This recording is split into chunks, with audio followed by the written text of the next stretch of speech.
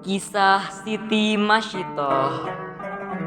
Fir'aun yang menganggap dirinya sebagai Tuhan setelah kedatangan Nabi Musa alaihissalam merasa sangatlah gelisah dan resah akan dakwah Nabi Musa alaihissalam, karena Nabi Musa telah menunjukkan mukjizat yang sangat menakjubkan, dari tongkat yang berubah menjadi ular dan tangan yang mengeluarkan sinar di depan kedua mata Fir'aun.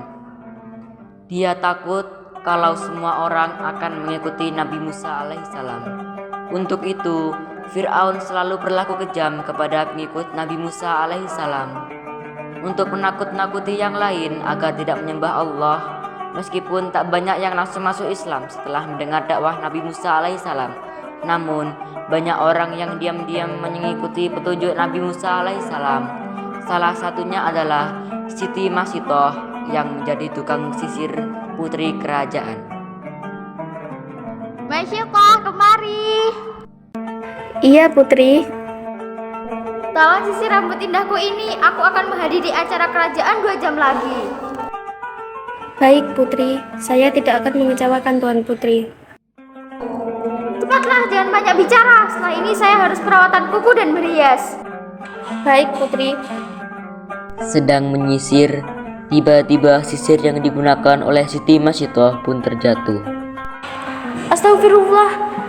Kata apa itu? Astaga, atau apa itu tadi? Bukan apa-apa, Tuan Putri. Baiklah, selesaikan tugasmu lalu pergilah. Baik, Putri. Setelah mendengar kata yang asing dari bibir Siti Masitoh, Putri Raja Fir'aun berbincang dengan Haman, si penasehat kerajaan, tentang kata asing itu. Paman Haman, kemarilah. Ada apa, Tuan Putri? Pernahkah Paman Haman mendengar kata astagfi atau apa itu?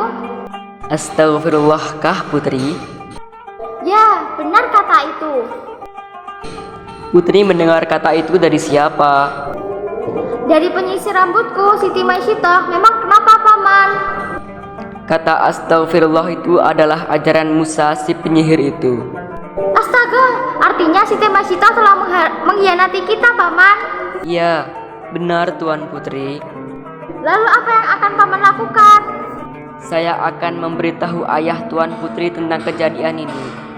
Nanti beliaulah yang memutuskan untuk mengampuni atau memberikan hukuman. Baiklah, Paman. Lalu apa yang harus aku lakukan? Lebih baik Tuan Putri bersikap biasa saja, seolah tidak terjadi apa-apa. Baiklah, Paman. Dengan berjalan agak tergesa-gesa, Haman menuju ke singgasana Raja Fir'aun. Sebelum berbicara pada Raja Fir'aun, ia duduk tersimpuh seperti menyembah atau bersujud.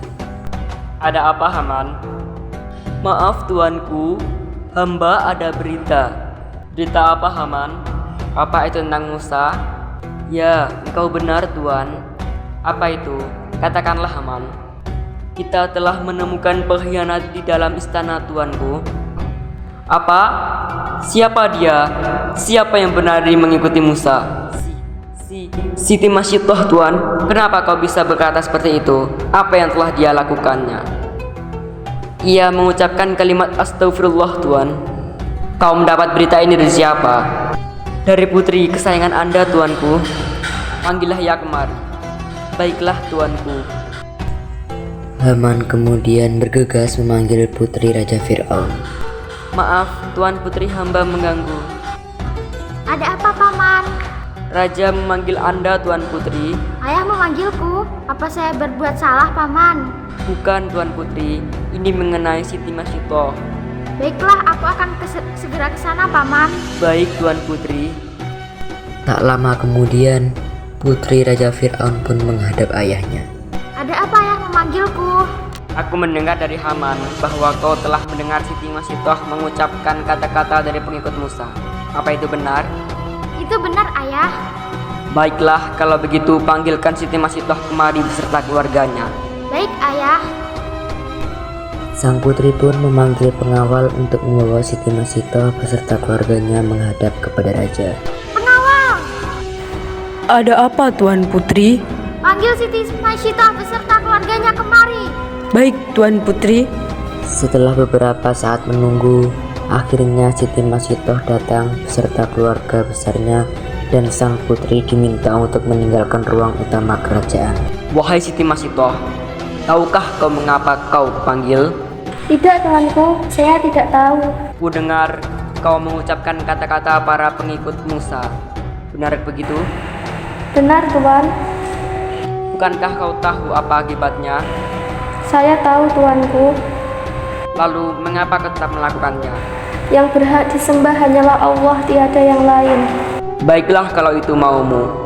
Pengawal, bawakan mangkuk besar berisi air beserta perapian di bawahnya. Baik tuanku, akan segera hamba laksanakan. Beberapa saat kemudian, pengawal membawakan perapian beserta mangkuk besar. Sudah siap tuanku. Lihatlah Masitoh, kau akan kurebus beserta keluargamu bila kau tidak mau menyembahku.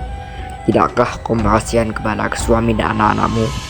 Tetaplah menyembahku Masitoh. Tidak, Tuan. Baiklah kalau begitu. Pengawal, syarat suaminya dan masukkan ke mangkuk besar itu. Baik tuan. Sang pengawal pun menyeret suami Siti Masitoh dan membawa hingga di pinggir mangkuk besar yang berisi air mendidih. Ada kata-kata terakhir. Suami Siti Masitoh pun memberikan pesan terakhirnya. Masitoh, tetaplah pada pendirianmu. Allah tidak akan pernah menganiaya hambanya yang beriman. Pengawal pun memasukkannya ke dalam mangkuk besar. La ilaha illallah. Suami Siti Masitoh pun masuk ke dalam air mendidih, lalu tenggelam ke dalam rendaman air mendidih. Bagaimana Masitoh? Kau tetap tidak menyembahku? Tidak, tuanku. Pengawal, masukkan anak-anaknya mulai dari yang paling besar. Sang pengawal pun membawa anak sulung Siti Masitoh ke pinggir mangkuk besar untuk direbus. Apa permintaan terakhirmu? Ibu, sampai jumpa di surga, Ibu. Allah Maha menepati janji. Permintaan macam apa itu? Jeburkan dia. Anak pertama Siti Masitoh pun akhirnya dijeburkan ke air mendidih. La ilaha illallah. Berikutnya, sang pengawal pun membawa anak kedua Siti Masitoh ke pinggir mangkuk besar. Tahan pengawal. Bagaimana Siti Masitoh? Aku beri kau kesempatan untuk bertobat dan kembali menyembahku. Tidak, Tuan. Tuhan saya adalah Allah, bukan Tuhan. Dasar keras kepala.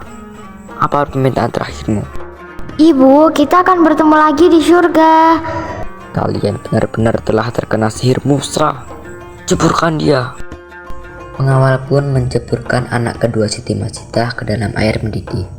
La ilaha illallah. Bagaimana Masitoh? Ini kesempatan terakhirmu untuk memohon ampun padaku dan kembali menyembahku. Tidak, Tuan. Saya hanya akan memohon ampun dan menyembah Allah saja. Benar-benar kau ini. Lihatlah anakmu yang masih bayi itu. Apa kau tidak merasa kasihan? Kalau kau tidak sayang pada nyawamu, paling tidak sayangilah nyawa anakmu yang masih bayi itu. Dia masih punya hak untuk hidup Masitoh. Siti Masitoh pun sempat terdiam karena melihat anaknya yang masih bayi mungil itu, dan batinnya sempat ragu-ragu. Namun saat itu keajaiban Allah datang. Allah menepati janjinya.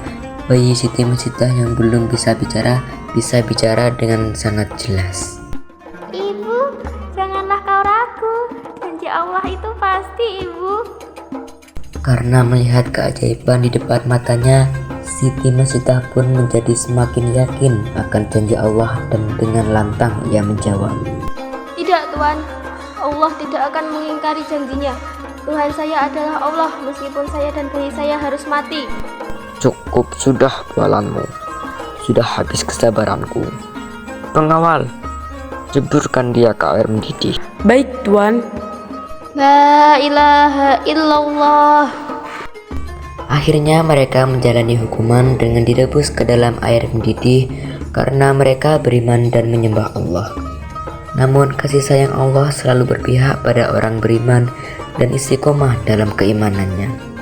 Mereka semua telah meninggal dunia sebelum dimasukkan ke dalam air yang mendidih, sehingga Siti Masitoh beserta keluarganya tak merasakan panasnya air mendidih.